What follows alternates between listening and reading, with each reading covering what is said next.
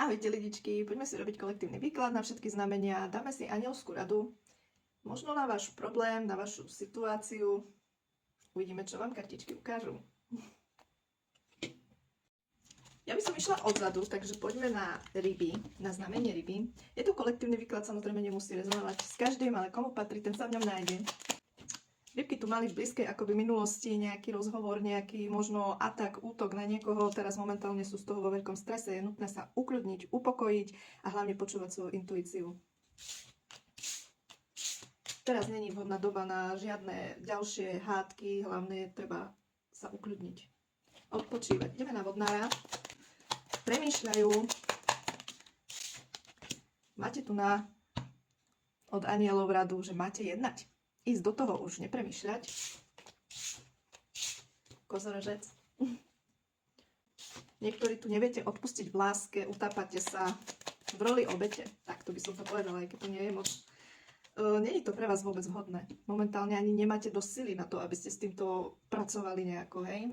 Treba na tom odpustení troška viacej zapracovať, lebo vám to vôbec nerobí dobre.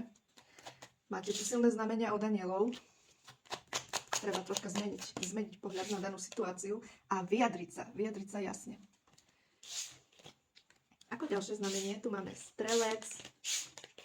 Niektorí z vás majú silné nutkanie, buď sa niekomu ozvať, niekomu, s kým nie sú moc za dobré. Máte tu silné nutkanie požiadať, možno o odpustenie, zase opačne ako v inom znamení. Máte tu varovanie, ešte počkajte, ešte sa niečo vyjasní, idú vám ešte nejaké informácie, alebo možno ani táto osoba, alebo táto situácia není taká, že by ste ju museli riešiť. Je to niečo, čo by ste mali možno aj zahodiť za hlavu, pretože vás tu evidentne čaká niečo lepšie. Škorpión. Škorpióni tu majú v blízkej minulosti, tu nás sa niečo podarilo, niečo zadarilo, niečo vyšlo. Momentálne ale to zase padlo. Kto sa týmto teraz zaoberáte?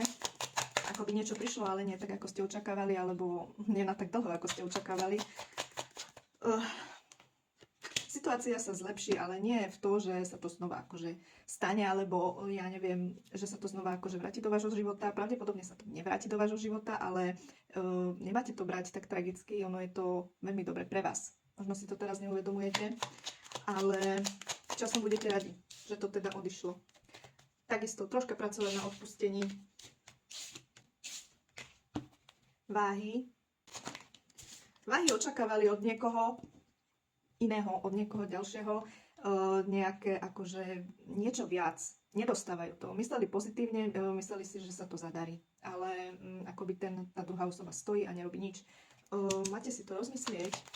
Možno to budete chcieť riešiť niečo vážnejšie, to budete chcieť tou osobou riešiť, ale máte si to rozmyslieť. Prakticky nemáte sa obávať, lebo ono sa to ide riešiť, ono sa to vyrieši, ale nemáte proste na to tlačiť. Hej, nemáte to proste začať nejako riešiť, ono sa to začne.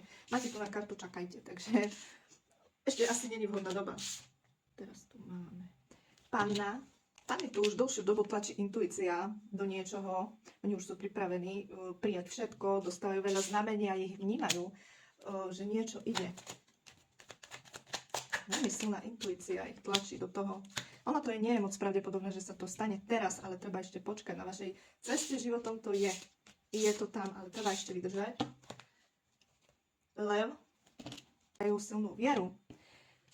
Takisto asi čakajú na nejakú osobu, na niekoho, že buď sa ozve, alebo ja neviem. Veria, že sa situácia zlepší, ale vaše ego vám to nedovolí niečo riešiť, takže áno, ale až kým teda niečo aj vy preto urobíte. Rak. Raci tu majú už dlho v niečo veria a dôverujú. Majú tu nejakú veľkú príležitosť, niečo očakávajú, niečo veľké.